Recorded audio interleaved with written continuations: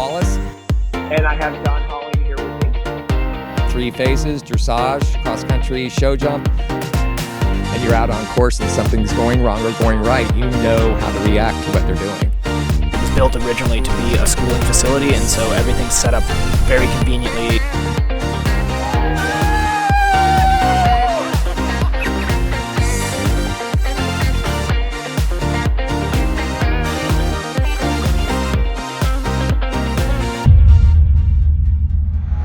Welcome to the Jon and Rick Show, brought to you as always by Horse Trailer Pros. We're really excited to be here. Make sure you check us out here on Facebook. We're on YouTube. We are on all of your major podcast players, and we are just super excited to be here.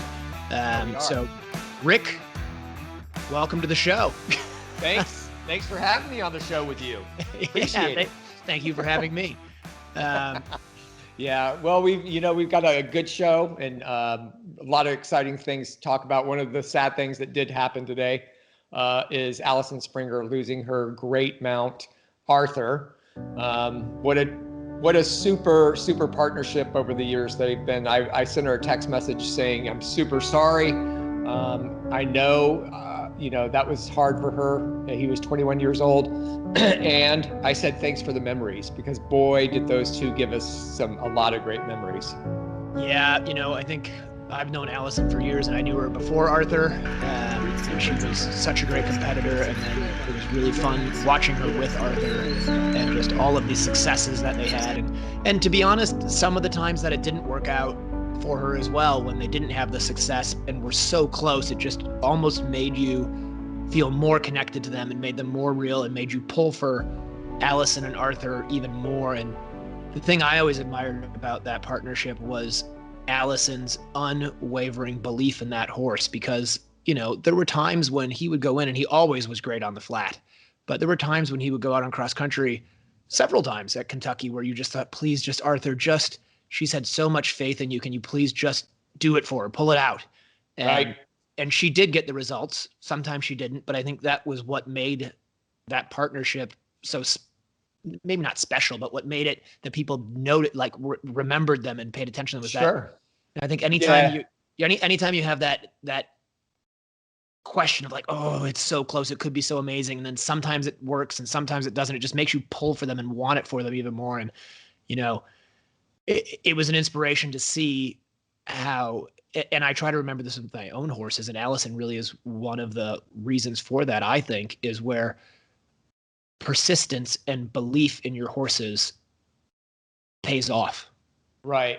It does. And it made her so. And that partnership, to your point, I think you're absolutely right, because she would be winning after dressage. And yes, she pulled off some great things. She was second at Kentucky. She was sixth at Burley. She was in nine 5-stars with that. It's amazing. horse.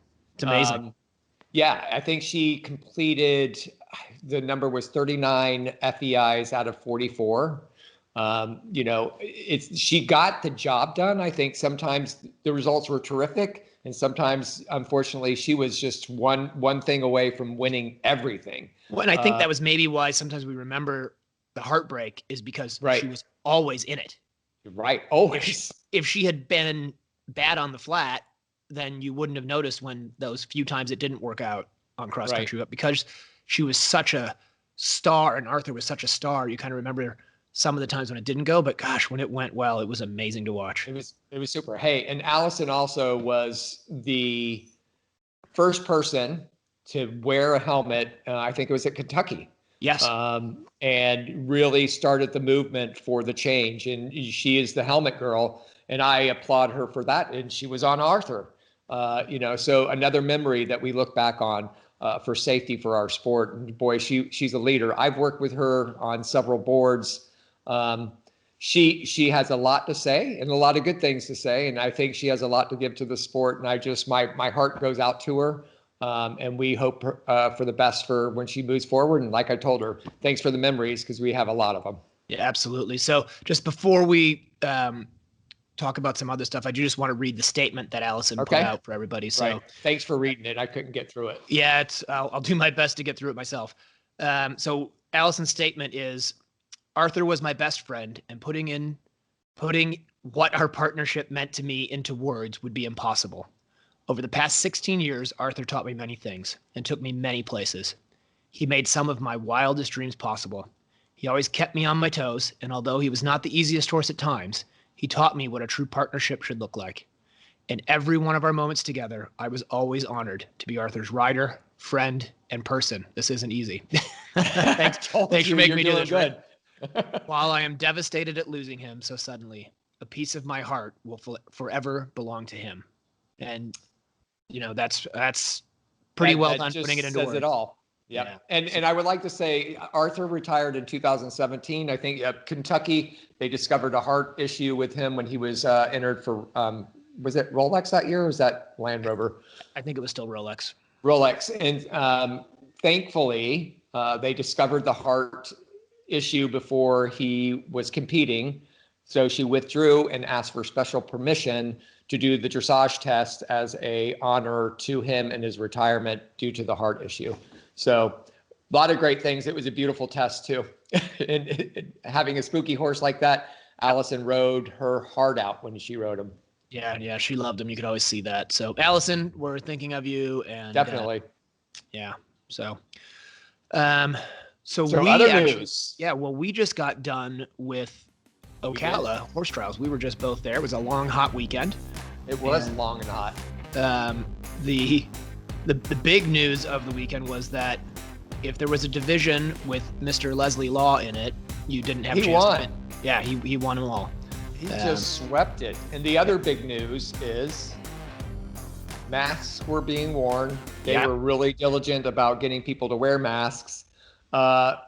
Katie Ruppel was called the mask enforcer. Yes. So we did have some people that were faltering, but they caught up and they did something really cool at this event. You know what they did? They had prizes for the best compliance. And guess who won a prize? Nice. What'd you get? We got 2 rolls of toilet paper. All right. A big glass bottle of Corona. Nice. Beer. Yep. A magazine that said, "What do you do during quarantine?" And some white hand sanitizer and wipies. It was brilliant. If anything, I think Elisa said this to me. If any eventer, there's a competition to be made out of this, every eventer will try to win. So I was trying, and then I have to admit, I jumped off my horse for after a dressage test, ran right over to the advanced show jumping for a student. And I was standing in the middle of the ring and my mask was in my pocket. And I stood there for probably 3-4 minutes and then realized it and quickly threw it on. But the mask enforcer saw it and texted me a picture of it while I was standing in the ring after putting my mask on and said, "You're lucky you put your mask on because I was about to call you out on it on social media and you just caught it." But that took me out of the running for the prize. Oh, that's too bad. I know that Jenny Johnstrom won top prize. Nice. The O'Neills were in there, Team Wallace and Wallace Eventing, and I think somebody else. But anyway, it was fun. And, I got so used to my mask, I started putting the straw up with the drink with my mask still on. And then I even tried to eat something with it still on. So that's telling you we're getting used to it. Yeah, we're getting there. So real briefly here, just the 2 advanced divisions, like I said, Leslie won the first one. Clayton was second and third. And then Zach Brandt was fourth. The other division was Leslie. And then, of course, yours truly here. I was actually second in the advanced B division. On Douchey Terma. And then Marilyn and Clayton rounded out the top 4 there. And then Leslie won again in the intermediate, which was great. Won the other intermediate, which was great. Won the other modified, which was great. Won everything that he entered, including a preliminary division where I think he was first, second, third. It was ridiculous. And then it was the law returns. Yeah, so law dominated, but I tried hard. I was almost there. Yeah, you were fourth on profit in the intermediate A, and then Elisa was third. Let It Be Lee. Yep. Her new horse of hers. That's and right. What else did you get? And then I had some young horses. I rode some for Zach, and they were all very good. And my thoroughbred Rebel, I think he finished 7th in his training level. He was a very good horse too. So it was a good weekend for us. And I know you guys had a good weekend. I got to see Briggs riding Cody, the one-eyed super horse, through the water, and they looked super. I'm so proud of those 2. It was the first intermediate back from the eye injury April 29th for Cody. Briggs, first intermediate completion since his 3-star horse passed away last year. So it was a milestone for both of them. And let me tell you, just to watch them both gallop around in sync and have a great go is really inspiring for me. I kind of love watching Elisa and you and Briggs and everybody out there ride. It's kind of fun to watch people that you care about do really well. So it was a great weekend. Yeah, and you had a good weekend as well, didn't you? I did well on my thoroughbred. My 5-year-old thoroughbred finished 8th on a dressage score of 31 out of 26. I mean, It was a pretty big division. My little Ingomar had a little bit of coffin issues, so we're doing some coffin schooling before we go up to chat. All right, well, come jump my ditches. Yeah, all the time. All right, cool. And then real briefly, because we're about out of time, there were some other notable results this weekend that you were telling me about. Yeah, Michael Young was winning the French 4-star. Right.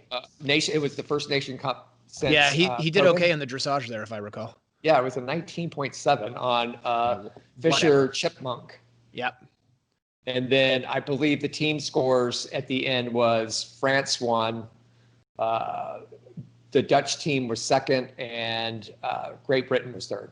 Right. Well, as soon as we're out of quarantine, we will go dominate those Europeans. Just wait. I'm telling you. Yeah, and what's happening in 2024 over there in France? What do they have over there? Is that the World? No, is it Olympics? What's over in France? Yeah, Olympics. That's right. That's right. Yeah, we'll be there. We'll be if we ever get out of quarantine. If we ever get to one of the Olympics now. Right. So listen, we're going to be right back with Randy Ward. And then after Randy, we're really excited because we've also got Doug Payne joining us today. Right. So it's going to shape up to be a really good show. We're excited everybody joined us, and we will be right back. Right back. Want to advertise on the Jon and Rick Show? Contact Jon at 352-875-8622 Or call Rick at 850-879-2649. Hey guys, we're out here on the farm this morning filming a new commercial for Horse Trailer Pros. Big thanks to Matt for being such a huge part of the horse community. Take a minute, check out the commercial. I'm about to jump his fence right here, and I really hope that I don't screw it up because I spent all morning cleaning that thing up for the commercial. If you want a cool commercial like this, contact me or Rick and we'll get one set up for you.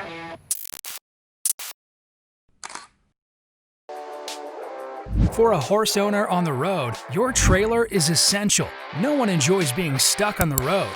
At Horse Trailer Pros, we repair, renovate, and maintain all makes and models of horse trailers. We work directly with your insurance company or manufacturer for warranty repairs and insurance claims. Our state-of-the-art facility provides quick turnaround and friendly customer service.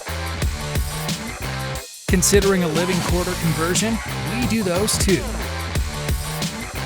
Find comfort on the road with Horse Trailer Pros. Call or text 352-804-2131. HorseTrailerPros.com. Sweet Dixie South is an equestrian facility built for the lifestyle of eventers of all levels. Whether you are coming to Ocala for the entire season, a week, a month, or a year, this beautiful 160-acre farm is the place to settle in and enjoy your time with horses.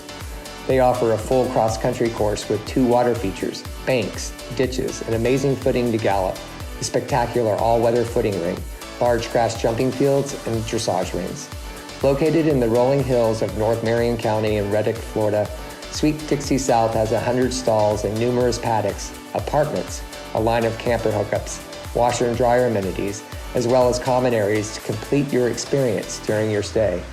Under the ownership of Mike Campbell and the management of Can-Do Joe Adams of Top Rail Tack, Sweet Dixie South has transformed into a premier eventing training facility in Florida. Go to www.sweetdixiesouth.com for more information. Welcome back to the Jon and Rick Show, brought to you by Horse Trailer Pros. We're excited to be here, and we're super excited to be joined by Randy Ward. Randy, thanks for coming Randy's in the house. Good to be here. Thank you for having me. So Randy's been out on the eventing circuit for years. I think you were down here my first year for sure in like 96 or 97. You've been doing it, and I think back then you rode with Buck a bunch, right? Or Bruce. Bruce. Yeah, so Was that fun? Yeah, I mean, I still do. I mean, he's still pretty good, so. He still helps you out. Yeah, exactly. Yeah. I love Bruce. Yeah. So you grew up in Massachusetts? Yeah. And so when you were up there, what made, like, how did you get into it? What got you started into horses? My father, he always had horses, and he always loved horses, and always was. Because remember back in the day, the team was in Hamilton, Mass. Right. So my dad was a big supporter of that, and especially of Hendon. He always loved it. And so did he ride? Not really, no. He rode a little bit, but he didn't really compete at all ever. But he just He loves it. He loved it. He loved it. Yeah. He truly loved the sport. And back in the day when our sport was really small, Right. Where a jumper person would say, "Look, I have a horse for you. It's crazy. It jumps terrible, but you love it." Right. Yeah, that's the way the jumper people usually send us horses. That's it. Yeah. But you've had some really nice horses over the years. I have. I've been I mean, lucky, some really nice Thank you. ones. I appreciate it. Yeah, no, I've been lucky. So one of the last ones, I haven't seen it out lately. It was like a couple of years ago. What was that horse that you had going? Rondo. Yeah, That was a good horse. I love that horse. Yeah, thank you. He was a good horse. Yeah. Where is he now? He's with a very nice girl in Kentucky named Margaret Miller. Teaching her, and Well, very good. yeah, I think she's 15 or something like that, whatever. Well, that horse was always in the top in dressage, and just Yeah, is such a cool horse. yeah. So what do you got going on now? Right now, I just have some young ones trying to bring up to the ranks. Trying to get them to that point. Right. Good horses, but young. So making that transition. So before we get too much into now, which I want to talk about because you're here in Florida and have kind of made that move. But so you said you grew up, your dad rode, or dad was into horses and into the team stuff. So like, you just rode before you even did anything else? Pretty much, yeah. Actually, the story goes that when I was born, my father actually took me into the barn. Really? Before he took me into the house. Yeah. That's awesome. Yeah. So, That's a good story. Yeah. Other sports though? Oh yeah, I mean, hockey, lacrosse, soccer. All of it. But Baseball, the yeah. horses are your draw. Yeah, I always knew I'd probably come back to the horses. I always thought that horses were like a book. You could always, start a new book, start a new chapter, and just like with the horses or other sports, after a while, unfortunately, You get to a age certain out. age, You age start out. getting done, Yeah, that is true. I mean, That's they a talk true- about athletes nowadays, 35, and my God, they act like they're 60. Yeah. 65, you know what I mean? Like Tom Brady, 43. Yeah, I know. You're like, yeah. done. But he's still playing. Yeah, well, Yeah, but I mean, there's an exception to the rule, but it's like Right. when they talk about him, you're like, wait a second, he's still only 40-something. Right. 43 is not old. Yeah, Well, exactly. I mean, we can Yeah. all look back at Mike Plumb. That's the oldest Olympian Yeah, exactly. Yeah. at 68. Yeah, I think, exactly. maybe. Yeah. So Yeah. we've got lots of years with the horse. I mean, Exactly. Yeah. I'm only 23 now, but Right. Yeah, Benjamin Button. that's right. going backwards. So at some point you were riding as a kid, was there like a moment when your dad was like, hey, we're going to go ride with this guy named Bruce Davidson? Or how did you get him with Bruce? It's actually started with Mike Plumb Okay. when I was There we 8 years go. old. 8 years old riding with Mike I Plumb. think it was like 8 or 9 or what have you. And my dad took me to a lesson with him. And How old was Charlie then? Did you ever see him? Oh yeah. Charlie he's not. Y'all are much about the older same than me. age, Yeah, aren't you? he's a little bit older than me, but yeah. And That's Mike's son, by the way. And I mean, obviously, that was an honor in itself. Right. doing Absolutely. that and everything. And Mike Plumb is amazing because I don't know him super well, but I do know him from going to the Yeah, events, yeah. and he's such a humble man. yeah, exactly. Yeah. Because I remember, and I still to this day call him Mr. Plum. Yeah. But every time I call him Mr. Plum, he looks at me and says, "John, my name's Mike." Yeah, And I'm like, okay. and I've said to him, "Nope, sorry, So you're Mr. Plum." I have a story real quick. Yeah. Obviously, Briggs loves Mike Plumb, Right. and I came in the barn the other day, and he goes, "I tried to wear my sunglasses while I was riding." I Right. was like, "What?" He goes, "I was emulating Mike Plumb." Do you remember when Mike went through the thing where he wore eye black? Yeah. Yeah. And I was like, Yeah. "What? Did it work?" He goes, Yeah. So, Briggs, did you try the eye black yet? No. That's when I knew Mike, because I came out to the East Coast quite late. And he, like, I knew quarterback eye black? like football players. Sunglasses kept falling down my face. I was like, you got to get one of those bands that holds them tight. Yeah. So anyway, sorry. Actually, it was a good idea because the glare and all that kind of stuff. So yeah, no, I mean but only Mike Plumb could get away with eye black. Definitely. Well, him and this is is something new. This is Mike. Yeah. With eye black. Only so Mike. You're 8 years old. You're riding with Mike Plumb. You've got your eye black on. Yeah. So how long did you ride with Mike?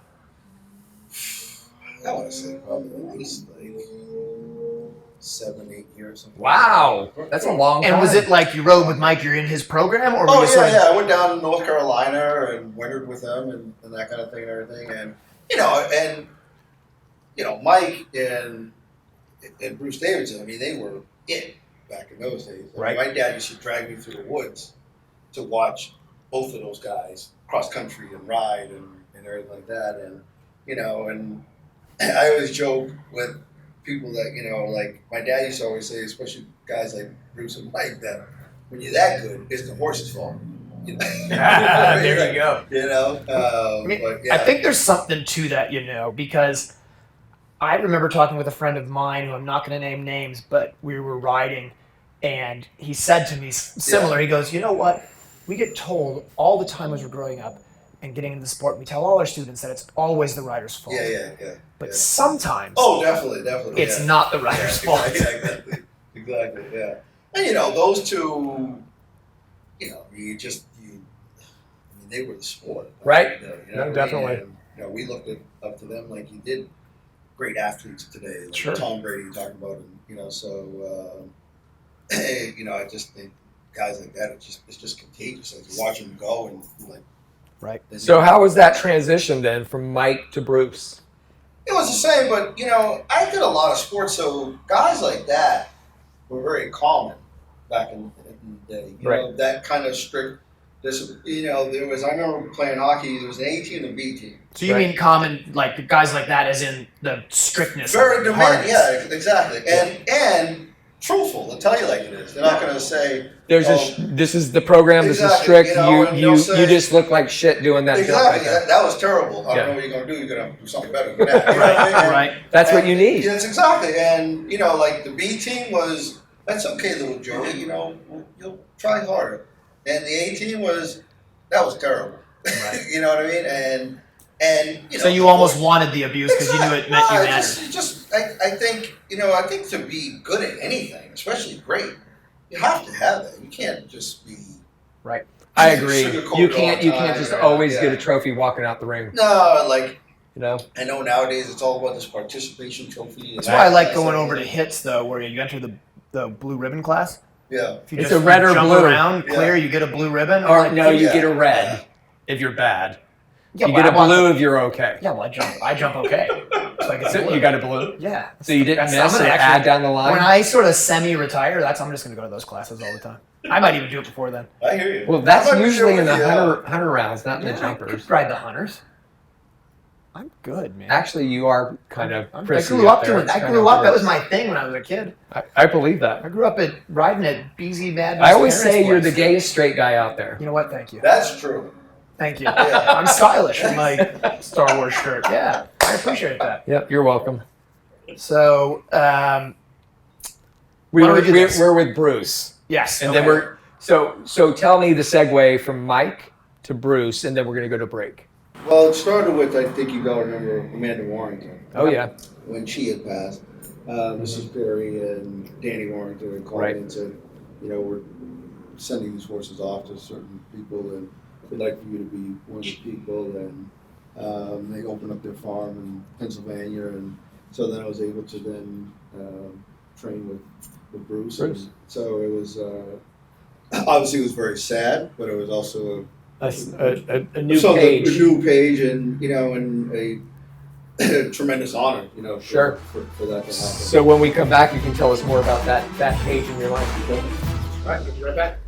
Looking for an amazing fox hunting experience? Contact Black Horse Farm, Fox Hunting and Eventing. Located in Area 4, Black Horse Farm and the Mossback Hounds in Elizabeth, Illinois welcome all USEA eventers to come join them for an introductory fox hunt free of charge. Ride with Master of the Hounds Tony Leahy and the Mossback Hounds over some of the finest hunt territory in the entire country. Visit Black Horse Farm on Facebook to arrange your free hunt experience and hear about the upcoming hunt camp in July.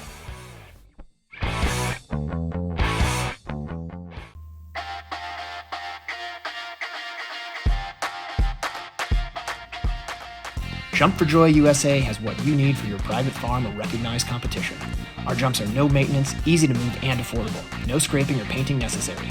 We offer jump stands, wings, fillers, water trays, and more. Poles are wood-filled and available in 4 weights and lengths. And we now offer octagonal poles. Our cross-country portables and brush jumps are extremely useful and have been used for training by the British eventing team since 1990.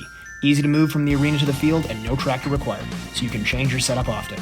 We ship coast to coast in the USA and Canada. Visit our website, jumpforjoyusa.com.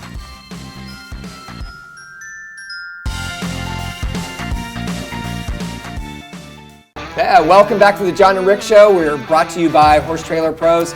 We're in the studios here. We're coming back with Randy.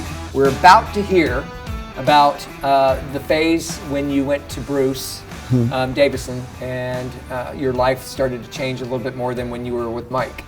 What happened?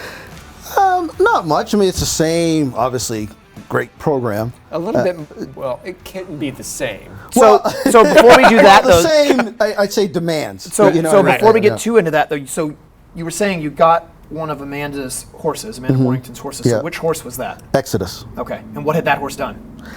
I think she'd done some advance with him. I think she did take him to England. Okay. And might have done, I think, maybe Blenheim with him. Okay, so it was a good, proper horse. Yeah, it was a good, proper. Yeah. Okay, oh, exactly. So yeah. anyway, so back to the story. So you're at Bruce's place with Exodus. Huge opportunity, big honor, kind of one of those things you're excited about, but I'm sure almost feel guilty about being excited about. Exactly. Take us through your riding with Bruce. Yeah, and then to have a horse like that was, you know, Mike was obviously a little bit different, you know, and was strictly, you know, fundamentals and that kind of thing. So wasn't Mr. Davidson, but he was a little bit more, you know, let's go try that, you know what I mean? And a little bit bigger jumps and a little bit, you know, which I liked, and he really pushed me personally even more. He kind of was like the just do it guy. Yeah, exactly. And that was different for me because Mike was very, you know, we got to do it this way before we go here, which is fine. Right. Where Mr. Davidson was, you know, let's just do it, you know, and then we'll build off of that. Right. Which was great, and it was. How old were you? Well, he's 30 now. Yeah. I'm 47 now, and I think that was at least 20 years ago. So I was about 27, somewhere in there. Yeah.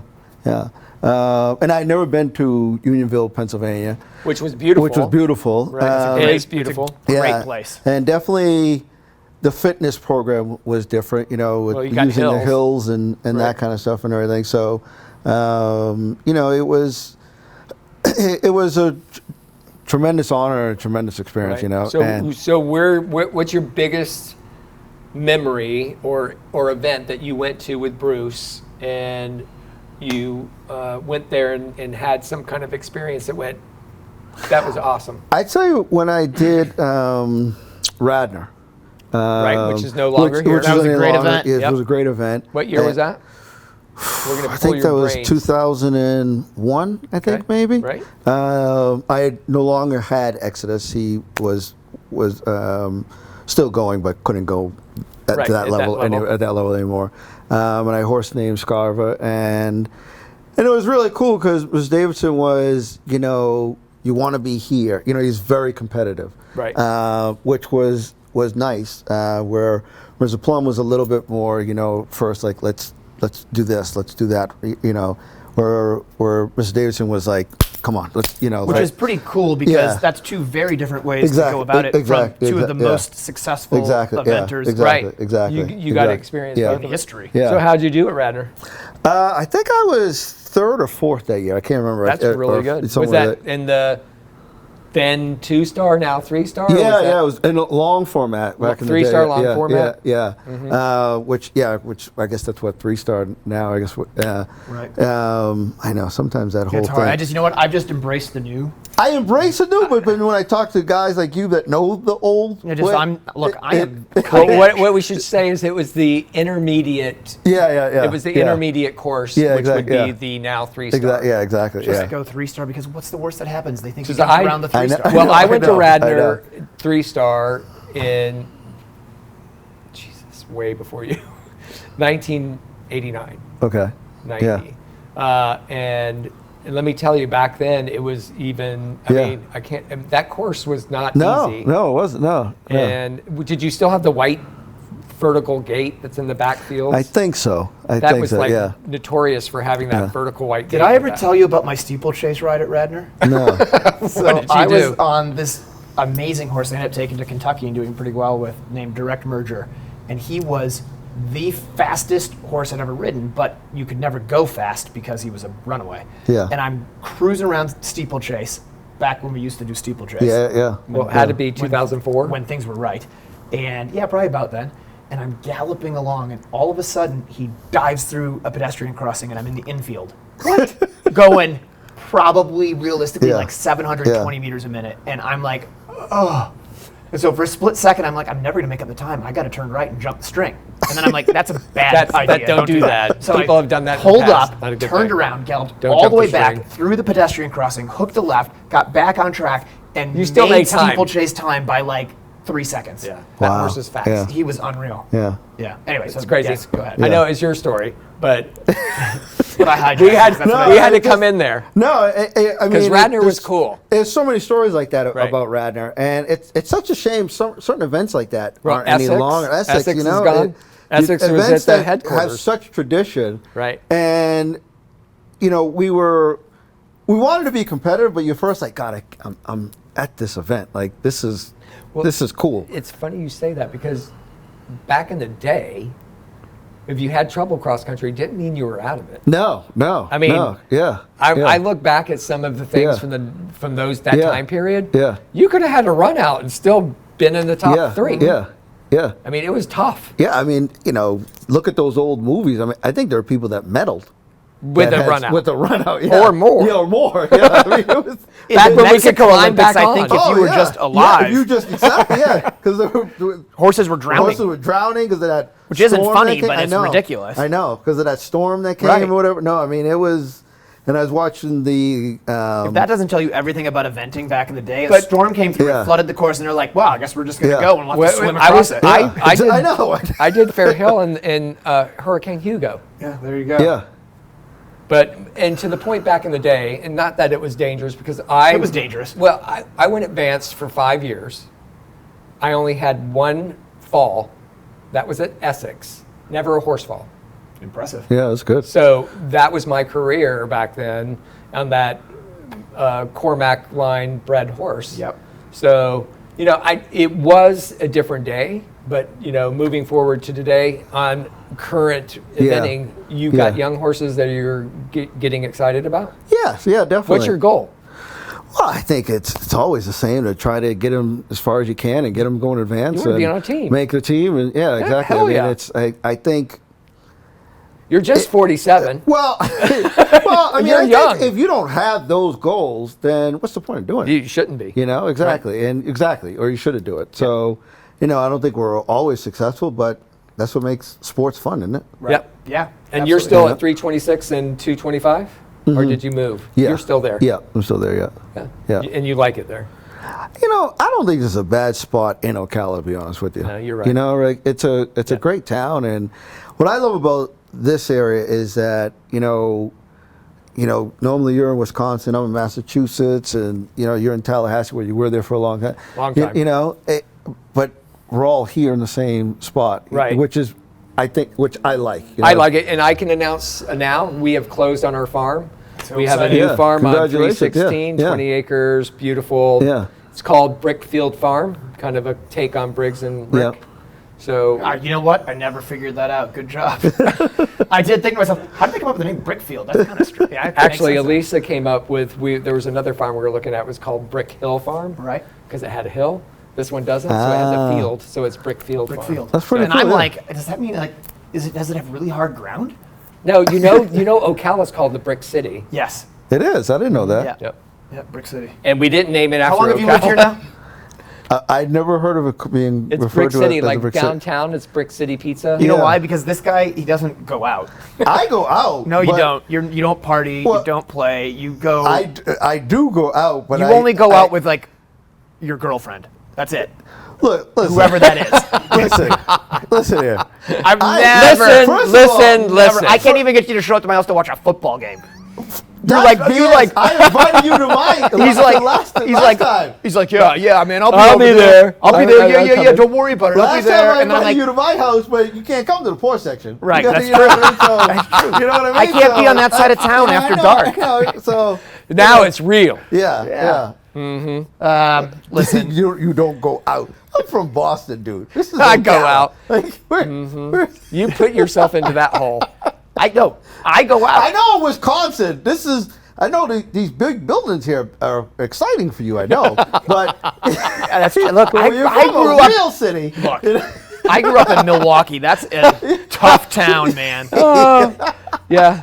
It's Boston. Hey, we've loved having you. Yeah. It's such a joy, and it's always great seeing Yeah. you. You know what I always see is your big smile every time you're out at an event. I love. And you're always out Yeah. there having fun, and it's always great to see you and have you in our studio. So, Well, honestly, Rick, the only reason why I came on the show is because of you. yep. Wait To a be minute. honest with you. Thank you. But I invited you. I know, but I knew he was going to be here, so that's. Thanks, Randy. So you want to come watch football once the season starts? No, Sure. if I will watch football, he'll come to my house. You Yeah. don't watch yeah. football. Yeah, I do. Will you come over to the other side of the tracks and come to the Come to to the our poor side. people? You know? If it's like a 1 p.m. game. Yeah. Okay, all right, no, definitely. Yeah. Okay, we'll yeah. do it. Okay. All right. We'll watch the Tampa Bay Buccaneers with their new young quarterback and tight end. Yeah. Yeah. Yeah. Brady. Great. Brady and Thanks for watching the Jon and Rick Show. All right, guys. We'll be right back after this break. For a horse owner on the road, your trailer is essential. No one enjoys being stuck on the road. At Horse Trailer Pros, we repair, renovate, and maintain all makes and models of horse trailers. We work directly with your insurance company or manufacturer for warranty repairs and insurance claims. Our state-of-the-art facility provides quick turnaround and friendly customer service. Considering a living quarter conversion? We do those too. Find comfort on the road with Horse Trailer Pros. Call or text 352-804-2131. HorseTrailerPros.com. Summit Joint Performance, the injectable joint supplement used by numerous international and Olympic riders, invites you to experience the winning Summit difference. Made of all natural ingredients, Summit increases mobility and comfort. Win your class with Summit Joint Performance.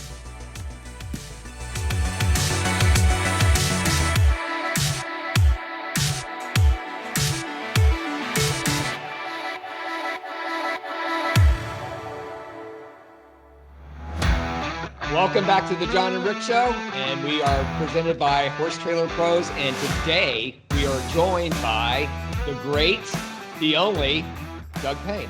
Welcome, Doug. That's quite an introduction. Yeah, he's I not know, the right? only Doug Payne. I'm telling you, I went on Skype. Well, the There's only like Doug 30 Payne that I care about is this Doug. There you go. It's like 30 Doug There you Payne. go. So, Doug, we are excited to have you here. And for those who don't know Doug, he is actually a Pan American Games gold medalist. He is a winning Grand Prix show jump rider. He is a USDF silver medalist. He used to be a TD, but I guess, are you not a TD anymore now? Well, I just haven't done it. I know it's a TD and a judge, but I haven't done either in, I don't know, 5 years or so. So I think it's all sort of lapsed at this point. But you could go back and do it again. Aren't You you were an actually You probably could. Yeah, I don't know how you'd get back into it, but yeah, for sure. Yeah, So I had I was a judge and a TD. yeah, and you were a very good judge in TD, actually, which Well, thank you. Yeah. Well, and he's got some famous family members too, especially his mother, Marilyn Payne. Yeah, she's judged a bit. Couple Olympics, Worlds. Yeah, every 5 she's kind of known. She's kind of in there. Doug, she's a little green, but she's working. She's figuring it out. and you have a sister that's pretty dang good as well. She's been overseas a couple times. Burley. Another bunch of 5 stars with her too. Yeah, that's pretty cool. Hey, I got a question to ask because it's kind of. I'm ready. That's why I'm here, right? To answer questions. Are you done introducing him? I'm done. That's it. That's all I got on him. I went off his website. I did read on Doug's website one of the best lines, and you got to do a little more editing here. Read this because it says. Read this. Watch. So this is about Doug. In the middle of the second paragraph, it says, "Go read it." He was first named to the 2011 High Performance List in 2011. Excellent. Yeah. I Just guess in case you were wondering. yeah, I thought that was good. That was a big year. Doug, you're also a pilot. You're also a pilot and a little bit jealous. I have 70 hours in a light aircraft, but you fly all the time.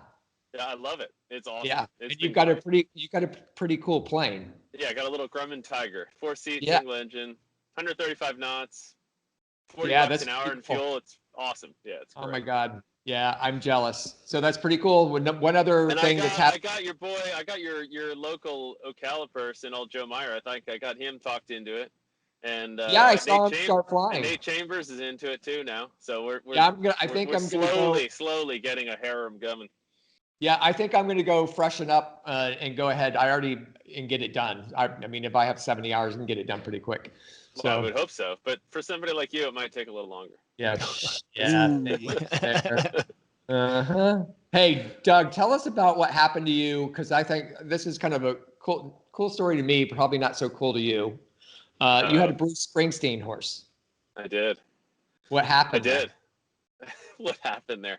It was one that horse called Running Order. Is probably the first really, really successful horse that we ever had. Got him as a 4-year-old, and took him up to a 5-star, and soon after was sold. And we, it was life-changing for us. Was that 2011? So no, well, it wasn't. It probably was right about then. That's why it probably was actually. It probably was. It might have been 2010. Did you know that was the year you were first put on the 2011 High Performance List? It had to be, because that would have been the same horse.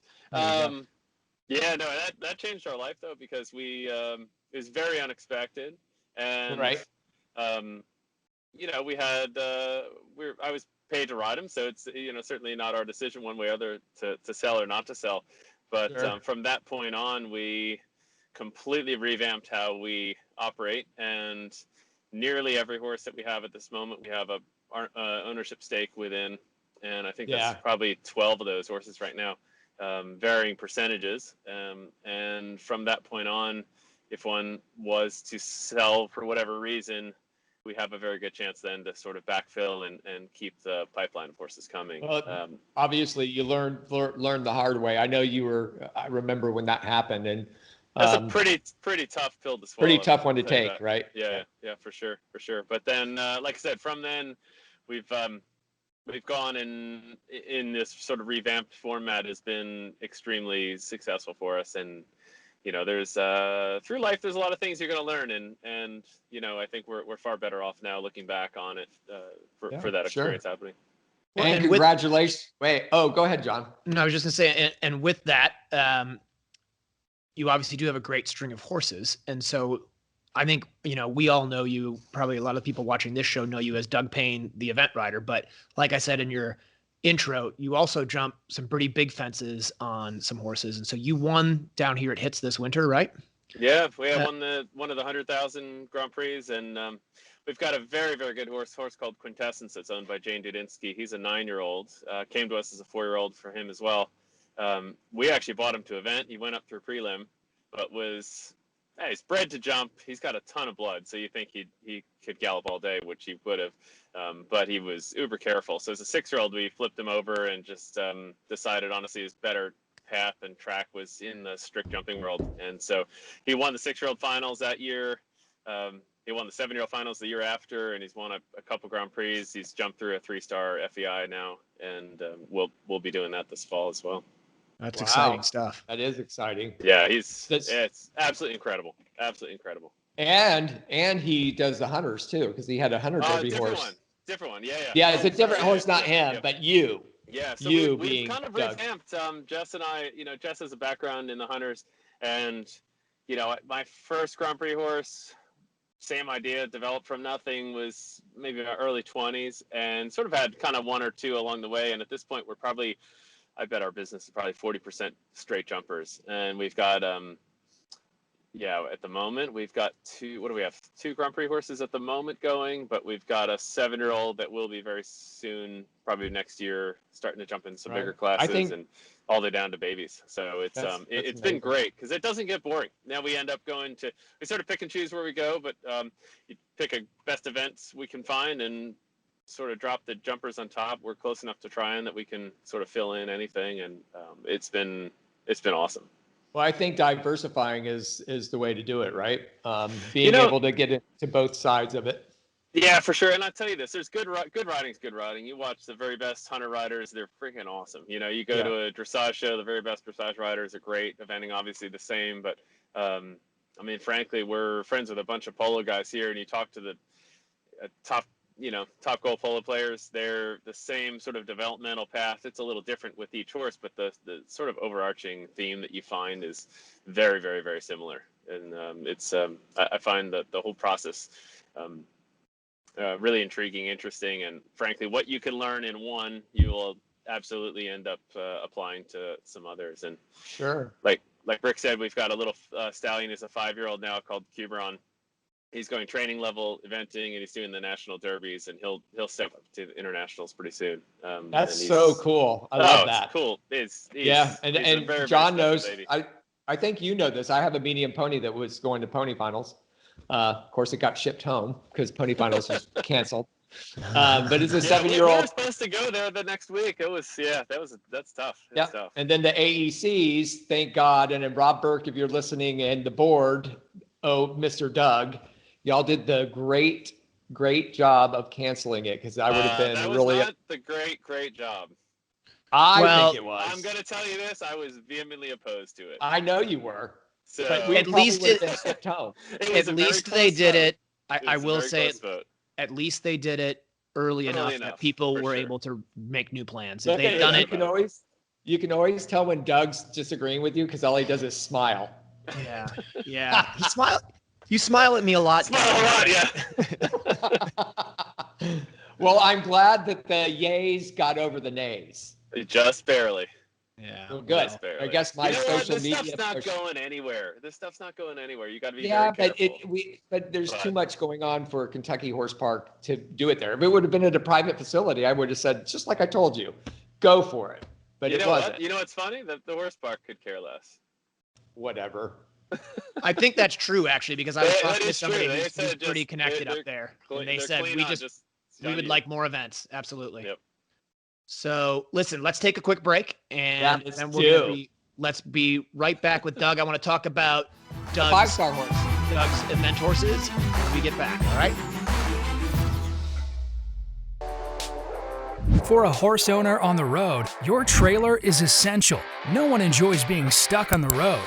At Horse Trailer Pros, we repair, renovate, and maintain all makes and models of horse trailers. We work directly with your insurance company or manufacturer for warranty repairs and insurance claims. Our state-of-the-art facility provides quick turnaround and friendly customer service. Considering a living quarter conversion? We do those too. Find comfort on the road with Horse Trailer Pros. Call or text 352-804-2131. HorseTrailerPros.com.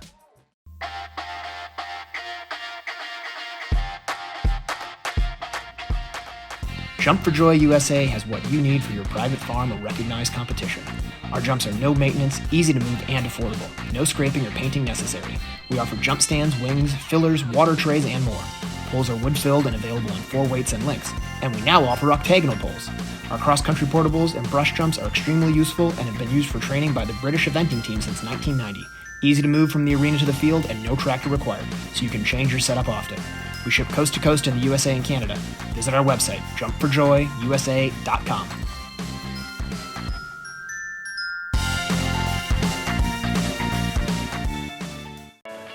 Sweet Dixie South is an equestrian facility built for the lifestyle of eventers of all levels.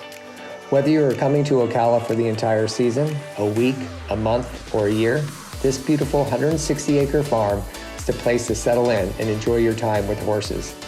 They offer a full cross-country course with 2 water features, banks, ditches, an amazing footing to gallop, a spectacular all-weather footing ring, large grass jumping fields, and dressage rings. Located in the rolling hills of North Marion County in Reddick, Florida, Sweet Dixie South has 100 stalls and numerous paddocks, apartments, a line of camper hookups, washer and dryer amenities, as well as common areas to complete your experience during your stay. Under the ownership of Mike Campbell and the management of Can-Do Joe Adams of Top Rail Tack, Sweet Dixie South has transformed into a premier eventing training facility in Florida.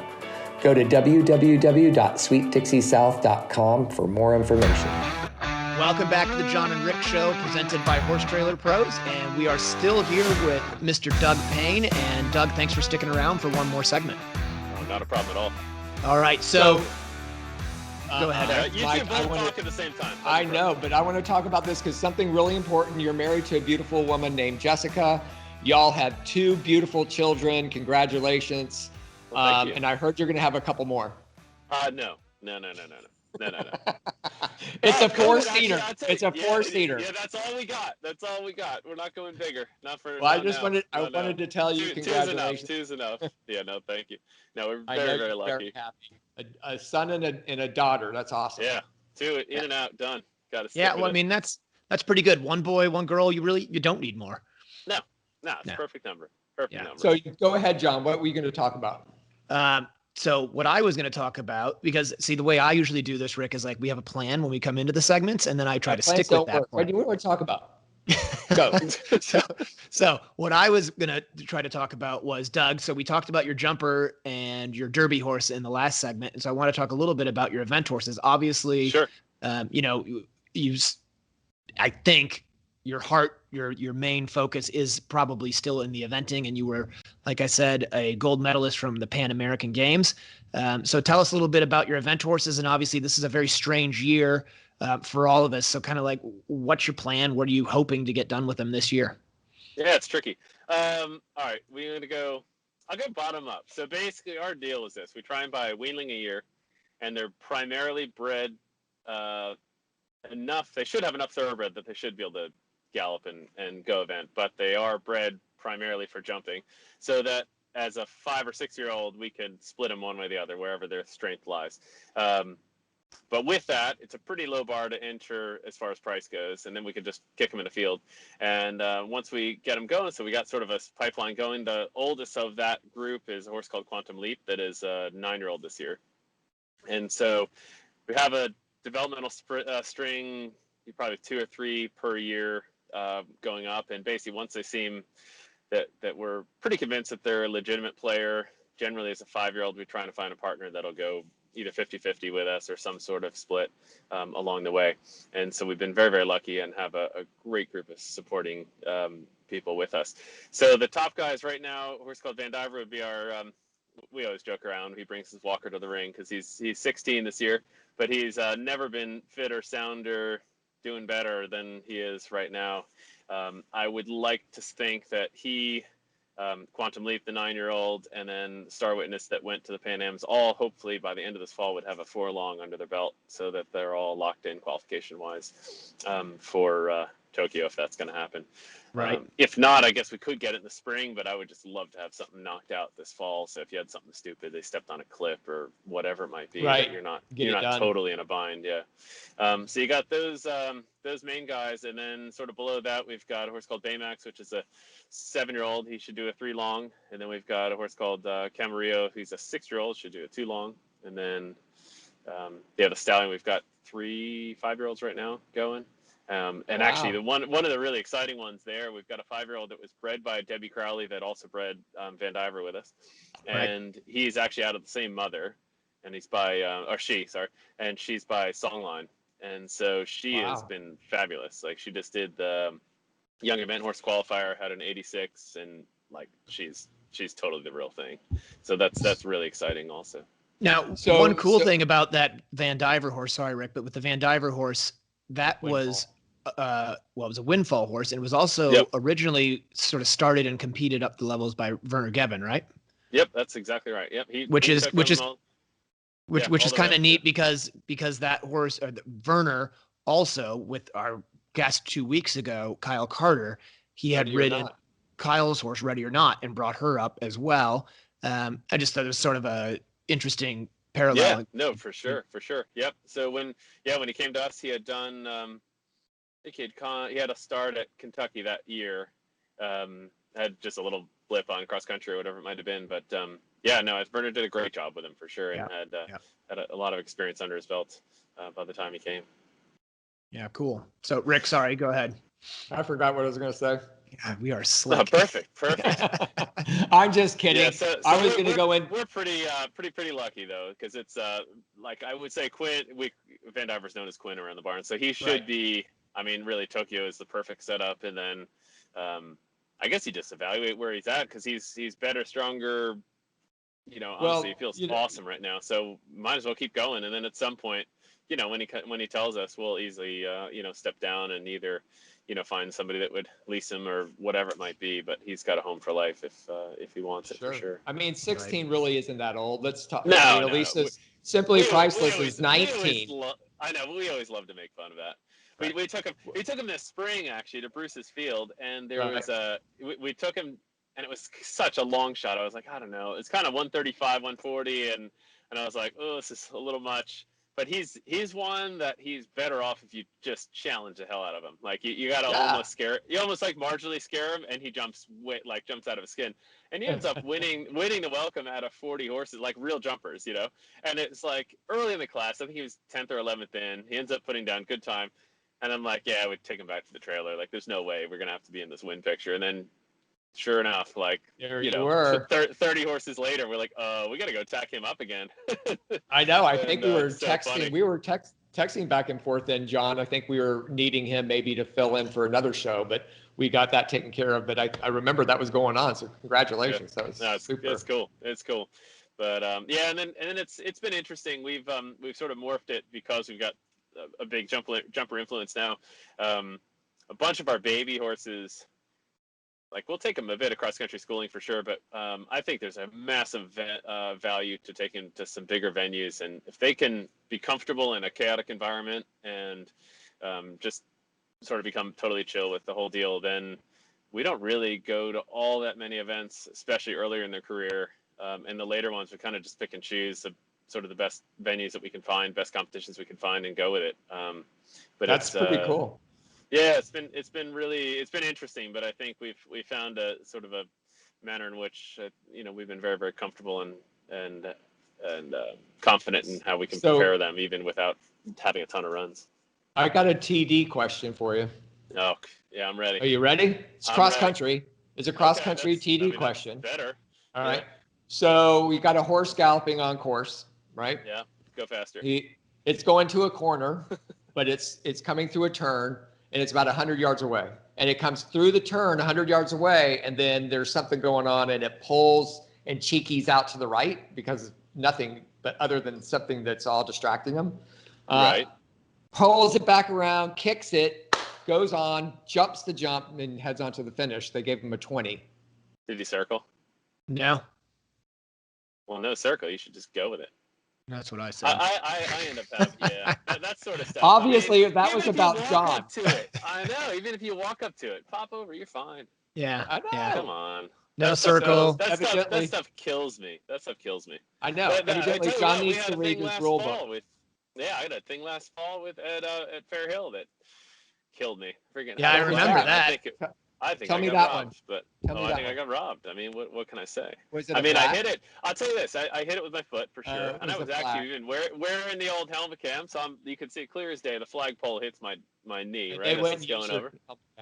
Well, no, you can't. Of course, he showed to them, but they won't use it. And that's that could be a pretty tough pill to swallow. And then you pull up the rule book, and they have a picture and still frames it. They didn't really want to see my ROI. Well, and I think the tough thing with all of this sort of stuff, whether it's the flag rule at the FEI or you're at a local horse trial trying to get qualifiers and they ding you for a silly stop that really isn't, is some weekends you get a jump judge or an official who's really lenient and it doesn't count. sure. And then other times it does, or like at Fair Hill, the one you're talking about, it was a little bit tough to swallow for you, especially because there were other people who hit it and it was blatant they'd hit it and the photo showed it and they didn't get a penalty, and then other people did. For sure. And I think in the end, I mean, that my takeaway is like, you're asking, especially at the top level, we're asking a lot of these horses. Excellent job. It is. Awesome. There it is. That's You're our so, graphics. you're so well prepared. Thanks, Briggs, for so the well graphics. prepared. He got it there. We got You're it. so well prepared. But I'll That tell you was this, great. the thing that's difficult, I think at the top end, they're putting these horses in such a tight window that I think if the horse is truly trying to make an effort to help you out, you got to give the benefit of the doubt to the horse. And I think that's where Totally the agree. thing starts to really rub me the wrong apart. ways. Is you're putting them in a position where it's not even a fit. I mean, if they're really trying, and you got to give the benefit of the doubt to the horses and the riders. And in the rule book it says that, but I think oftentimes the group of officials that goes ends up feeling as if they need to be more stringent than that. Yes. And I don't know if it's pressure. I don't know if it's pressure they're receiving from higher up or whatever, but I so strongly think that we're asking a lot of them already. And frankly, if they're going to make a shot, they're going to give a really good go at it. If the horse is clearly trying to avoid it and not jump it, and you kind of shove them over it, okay, well then fine, But if they're making a go of it, give it to them, And I think that's a good thing to end on. It's been a fast 20 minutes with you. We're going to bring it. Yeah, I mean, we need to have him on more. Yeah. Anytime.